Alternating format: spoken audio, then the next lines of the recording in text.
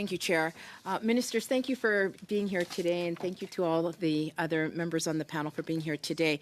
Section 21, 22, and 23 operates to allow any project to be exempt from this legislation. Mr. Bassem Duval suggested that this legislation was similar to the Emergencies Act. I'm seeking some clarity on your answer, Minister LeBlanc, regarding because notwithstanding the validity of a law, Section 21, 22, and 23 of Bill C-5 allows a project to be exempt from the legislation. And we have seen sweeping powers in the notwithstanding clause in Section 33 of the Constitution that allows the suspension of liberties, but there is a provision that protects citizens under Section 1, which is the reasonable limits. Where's the reasonable limits of this legislation? Where's the breaks in this legislation so that federal governments don't become bullies and sweep into municipal and provincial jurisdiction like they did with Bill C-69? Right. So, Mr. Chair, through you, Dr. Lewis, thank you for the question.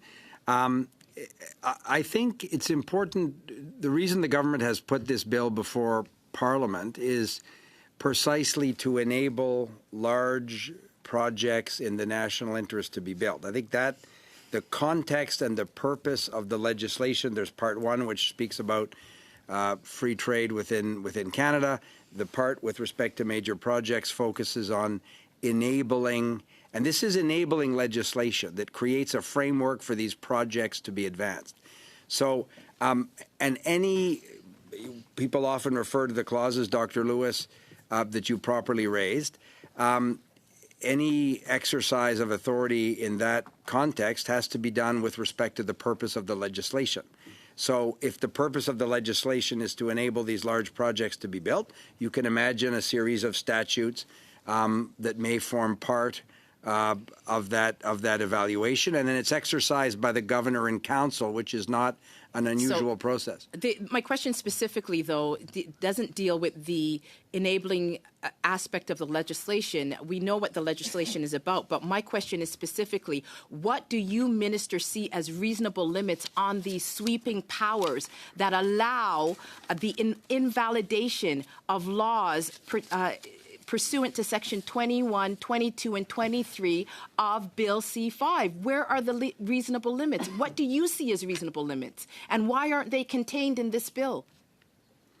Well, so, again, the reasonable, I think it's important, first of all, to put it in context.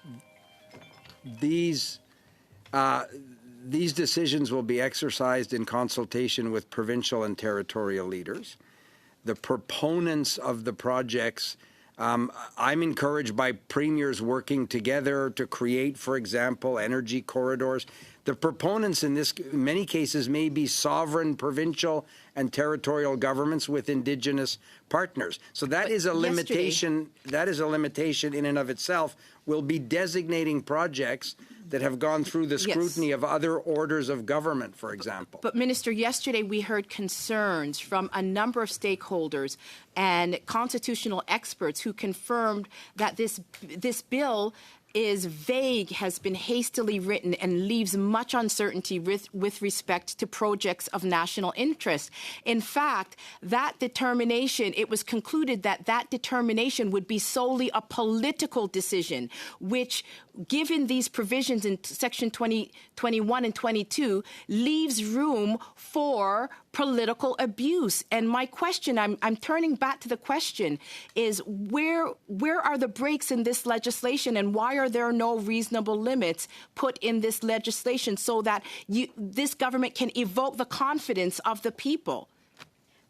Dr. Lewis, if I may, seeking to understand the roots of your concern, I guess I'd like to understand whether you are concerned that as a result of this legislation, we will build too much. Whether as a result of this legislation, we will get too many major projects built. Excuse me. I think that is actually a very pejorative way of characterizing my concern. And Canadians are concerned, and I don't want you to minimize Canadians' concern about building too much. That's very facetious, and it's unnecessary. We're trying to help, and we had witnesses yesterday that were very concerned about the about the liberties that will be suspended in this legislation, and you're making a joke out of it. It's not funny. No, it is not funny. No, truly, I was in no way making a joke. I was being entirely serious. This legislation is being proposed by us, and I believe it is being supported by the Conservatives, because there is a national consensus, which I believe many Conservative MPs agree with, that we have come to a place in Canada where we have such a thicket of processes and rules and regulations at all levels of government that we are unable to build with the alacrity that this moment in time requires.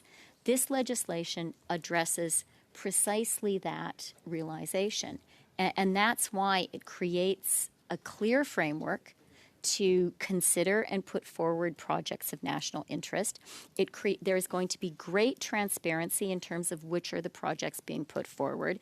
There is a specified list of the areas where the legislation may need to move with more alacrity.